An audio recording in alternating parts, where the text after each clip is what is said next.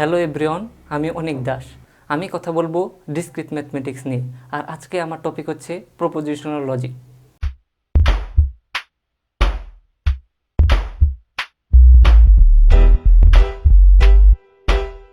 Propositional logic হচ্ছে যখন কোনো লজিক প্রপোজিশন নিয়ে কাজ করে তখন তাকে প্রপোজিশনাল লজিক বলে। প্রপোজিশন হচ্ছে ডিক্লারেটিভ স্টেটমেন্ট, যেটা দ্বারা ট্রু অথবা ফলস বোঝায়, কিন্তু দুটা কখনো একসাথে বোঝায় না।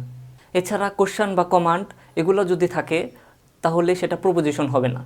এখানে আমরা কিছু এক্সাম্পল দেখতে পাচ্ছি। এখানে আমরা দেখব কোনটা প্রপোজিশন এবং কোনটা প্রপোজিশন না।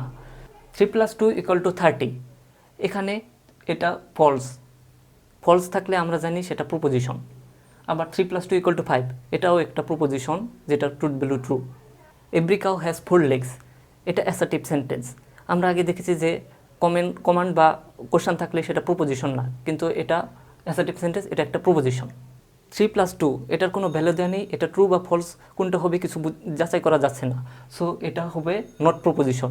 এর আগে আমরা দেখেছি 3 + 2 = 30 এবং 3 + 2 = 5, দুটাই প্রপোজিশন ছিল, কারণ এখানে ভ্যালু দেওয়া ছিল, একটা ট্রুথ ভ্যালু ট্রু আর একটা ট্রুথ ভ্যালু ফলস, কিন্তু এখানে যাচাই করা যাচ্ছে না, সো এটা নট প্রপোজিশন।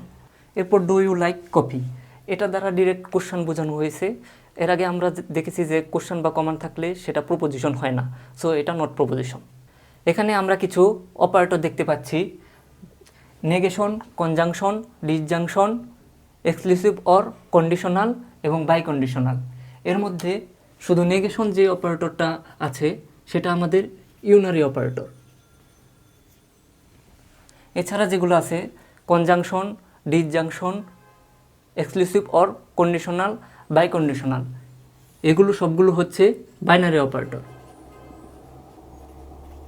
বাইনারি অপারেটর, এই অপারেটরগুলোর কিছু সিম্বল আছে, যেমন নেগেশন, এটার অ্যারো হচ্ছে সিম্বল হচ্ছে এটা, যেটাকে ইউজ করা হয় নট দ্বারা। কনজাংশন, যেটা আপ অ্যারো, যেটাকে আমরা এন্ড দ্বারা ইউজ করি। তারপর ডিসজাংশন, যেটা সিম্বল এটা মানে ডাউন অ্যারো, এবং এটার ইউজ হচ্ছে অর। তারপর এক্সক্লুসিভ অর, যেটাকে বৃত্তের মাঝখানে প্লাস দ্বারা বোঝানো হয়, মানে সিম্বল এটার ইউজ হচ্ছে এক্স অর। কন্ডিশনালটা হচ্ছে এক সাইডে অ্যারো, যেটার সিম্বল হচ্ছে যেটার ইউজ হচ্ছে ইফ অ্যান্ড দেন। তারপর বাইকন্ডিশনাল দুই সাইডে অ্যারো আছে, যেটাকে ইউজ করা হয় ইফ অ্যান্ড অনলি ইফ, যেটাকে সংক্ষেপে IFF এভাবে লেখা হয়। এতক্ষণ আমরা যে অপারেটরগুলো দেখলাম, এখন আমরা দেখব এগুলোর প্রয়োগ। এখানে পি অ্যান্ড কিউ দুইটা প্রপোজিশন দেওয়া আছে। প্রথমে আমাদের বের করতে হবে নট পি, মানে নেগেশন অফ পি। নেগেশন দ্বারা বোঝায় কোনো অপারেটরকে রিভার্স করা, মানে কোনো অপারেটর যদি ট্রু থাকে সেটা হবে ফলস থাকলে হবে ট্রু। এখানে ট্রু আছে, সো এখানে নেগেশন পি হবে ফলস। দেন আবার ট্রু আছে, সেখানেও ফলস হবে। এখানে আবার ফলস আছে, ফলস থাকলে ট্রু হয়ে যাবে, আবার ফলস এবং ট্রু হয়ে যাবে। এখন আমরা দেখব পি কনজাংশন কিউ, অর্থাৎ পি অ্যান্ড কিউ। অ্যান্ডের ক্ষেত্রে আমরা জানি যে সবগুলো প্রপোজিশন যদি ট্রু হয় তাহলে সেটা ট্রু হবে, আদারওয়াইজ ফলস হবে। অর্থাৎ একটা প্রপোজিশন যদি এখানে ফলস থাকে তাহলে পুরো প্রপোজিশনটাই ফলস হয়ে যাবে। যেমন এখানে আমরা দেখছি দুটো প্রপোজিশনই ট্রু আছে, সো এখানে ট্রু। এখানে আবার ফলস আছে একটা, ফার্স্ট একটা ট্রু পরেরটা ফলস, সো এখানে ফলস হয়ে যাবে। দেন ফলস দেন ট্রু, মানে ফার্স্টে ফলস আছে পরে ট্রু আছে, এখানেও ফলস হয়ে যাবে। দেন পি অ্যান্ড কিউ দুইটার প্রপোজিশনই ফলস আছে, সো এটাও ফলস হয়ে যাবে। এখানে বলে রাখা ভালো, কোনো প্রপোজিশনের উপর যদি বার থাকে, যেমন পি বার, তাহলে সেটাও নেগেশন হিসেবে কাউন্ট হয়। পি বার এবং এটা, এই দুইটাই সেম, দুটা দ্বারাই নেগেশন বোঝায়। এরপর দুটো প্রপোজিশনের মাঝখানে যদি বার থাকে সেটাও আমাকে কনজাংশন হিসেবে কাউন্ট করতে হবে।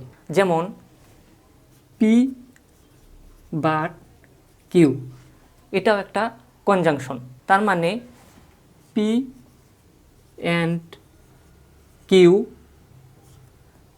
পি অ্যান্ড কিউ, এই তিনটার দ্বারাই কনজাংশন বোঝানো হচ্ছে। এরপর পি ডিসজাংশন কিউ, মানে পি অর কিউ। অরের ক্ষেত্রে সবগুলো প্রপোজিশনই যদি ফলস থাকে তাহলেই ফলস, আদারওয়াইজ ট্রু। তার মানে কোথাও যদি একটা প্রপোজিশনও ট্রু হয় সেখানে পুরো প্রপোজিশনই ট্রু। তাহলে এখানে দুইটা ট্রু আছে, তাহলে এটা ট্রু, এখানেও ট্রু, একটা ট্রু আছে, এখানেও ট্রু হবে, আর এখানে দুটাই ফলস আছে, সো এটা ফলস হয়ে যাবে। এরপর P exclusive or Q. Exclusive অরের ক্ষেত্রে যদি দুইটা প্রপোজিশনের মধ্যে এক্স্যাক্টলি একটা ট্রু হয় তাহলেই ট্রু, আদারওয়াইজ ফলস। এখানে দুইটা প্রপোজিশনই ট্রু আছে, সো এটা ফলস হবে। দেন এখানে একটা প্রপোজিশন ট্রু আছে, সো এটা ট্রু হবে, কারণ এক্সক্লুসিভ এর ক্ষেত্রে আমরা জানি যে এক্স্যাক্টলি একটা থাকলেই ট্রু হবে, আদারওয়াইজ ফলস। এখানে এক্স্যাক্টলি একটা আছে, এখানে ট্রু হবে, দেন এটা ফলস হবে। এরপর আছে P both head arrow Q. এটা হচ্ছে পি বাইকন্ডিশনাল কিউ। বাইকন্ডিশনালের ক্ষেত্রে আমরা জানি দুইটা প্রপোজিশন যদি সেম থাকে তাহলে সেটা ট্রু হবে, আদারওয়াইজ ফলস হবে। অর্থাৎ দুইটা প্রপোজিশনই যদি ট্রু অথবা ফলস হয় সেক্ষেত্রে ট্রু হবে, আদারওয়াইজ ফলস হবে। এক্ষেত্রে দুইটা প্রপোজিশন ট্রু আছে, এখানে ট্রু, এখানে আবার একটা ট্রু একটা ফলস আছে, সো এটা ফলস। এখানে একটা ফলস এবং আরেকটা ট্রু আছে, এটাও ফলস। দেন এটা দুইটাই ফলস আছে, মানে দুইটাই সেম আছে, সো এটা ট্রু। এরপর আছে পি কন্ডিশনাল কিউ, অর্থাৎ পি ইমপ্লাইজ কিউ। কন্ডিশনালের ক্ষেত্রে যদি ফার্স্টটা ট্রু এবং পরেরটা ফলস হয় সেক্ষেত্রে ফলস হবে, আদারওয়াইজ ট্রু হবে। অর্থাৎ যদি ফার্স্টেরটা ট্রু এবং পরেরটা ফলস হয় সেক্ষেত্রেও ফলস হবে। এখানে দুইটা প্রপোজিশন ট্রু আছে, সো এটা ট্রু। এখানে ফার্স্টেরটা ট্রু এবং পরেরটা ফলস আছে, সো এটা ফলস হবে। দেন এখানে ফার্স্টে আবার ফলস এবং পরেরটা ট্রু আছে, সো এটা ট্রু হবে। দেন এখানে দুইটাই ফলস আছে, এটা ট্রু হয়ে যাবে। এটাই ছিল আমাদের অপারেটরের ব্যবহার। এখন আমরা দেখব লজিক্যাল ইকুইভ্যালেন্ট নিয়ে। তার আগে বলে রাখা ভালো, যদি বিট অপারেটর থাকে সেক্ষেত্রে আমরা সেমভাবেই করব, শুধু ট্রুর জায়গায় অন এবং জিরোর জায়গায় ফলস হবে।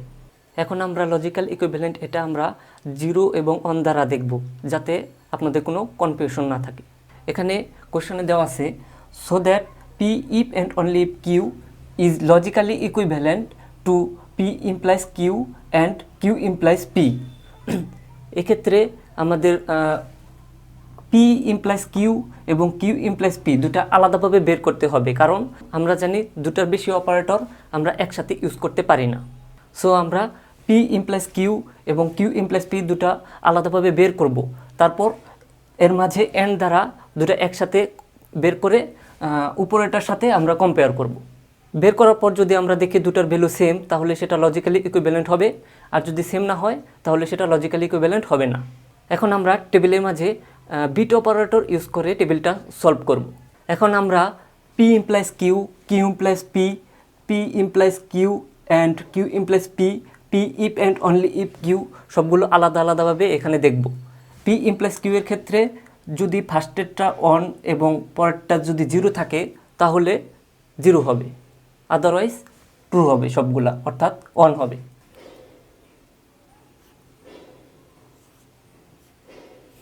পি ইমপ্লাইজ কিউ, এখানে অন অন অর্থাৎ ট্রু ট্রু অর্থাৎ ট্রু হবে, ট্রু মানে অন, তো এখানে অন হয়েছে।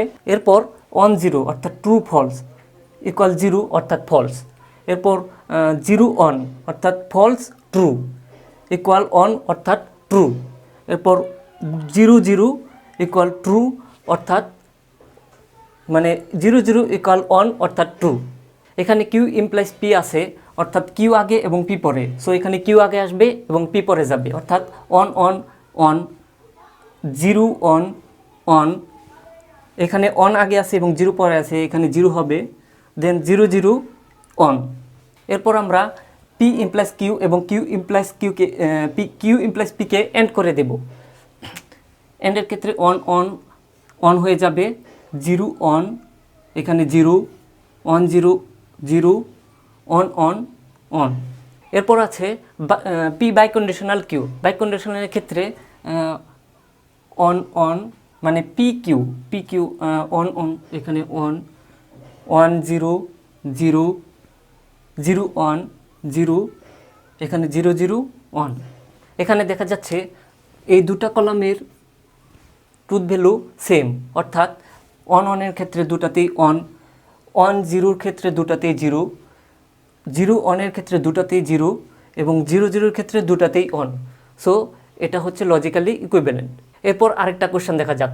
Show that P or Q and R and P or Q and P or R logically equivalent. এই দুটো লজিক্যালি ইকুইভ্যালেন্ট কিনা সেটা দেখব। এখানে আগের মতোই আমরা পার্ট বাই পার্ট আলাদা আলাদা কম্পেয়ার করে দেখব এটা লজিক্যালি ইকুইভ্যালেন্ট কিনা। এখন আমরা কিউ অ্যান্ড আর বের করব। এটা বের করার পর পি এর সাথে আমরা এটা অর করে দেব, তাহলে আমাদের এটার একটা সম্পূর্ণ ভ্যালু বের হবে। তারপর আমরা পি অর কিউ এবং পি অর আর দুটোর আলাদা ভ্যালু বের করব। ভ্যালু বের করার পর এটাকে আমরা পুরোটাকে এন্ড করে দেব। এন্ড করলে এটা সম্পূর্ণ একটা ভ্যালু আসবে। তারপর আমরা দেখব এটার ভ্যালু এবং এটার ভ্যালু সেম কিনা। যদি সেম হয় সেটা লজিক্যালি ইকুইভ্যালেন্ট হবে, আর যদি সেম না হয় সেটা লজিক্যালি ইকুইভ্যালেন্ট হবে না। এরপর আমরা দেখব এটা এবং এটা লজিক্যালি ইকুইভ্যালেন্ট কিনা সেটা। এখানে আমরা নট পি এবং পি ইমপ্লাইজ কিউ দুটার আলাদা ভ্যালু বের করব। দুটা আলাদা ভ্যালু বের করে এটাকে আমরা এক্সক্লুসিভ অর করে দেব, তাহলে এটার একটা ফাইনাল ভ্যালু বের হবে। এরপর পি ইমপ্লাইজ কিউ এবং পি ইমপ্লাইজ আর এটার আলাদা আলাদা ভ্যালু বের করব। ভ্যালু বের করে এটাকে আমরা বাইকন্ডিশনাল করে দেব, সেটারও একটা আলাদা ভ্যালু বের হবে। এরপর আমরা এই দুটাকে কম্পেয়ার করে দেব। কম্পেয়ার করার পর যদি দেখি দুটার ভ্যালু সেম, তাহলে সেটা লজিক্যালি ইকুইভ্যালেন্ট, আর সেম না হলে লজিক্যালি ইকুইভ্যালেন্ট না। এভাবেই আমরা লজিক্যালি ইকুইভ্যালেন্ট বের করতে পারবো।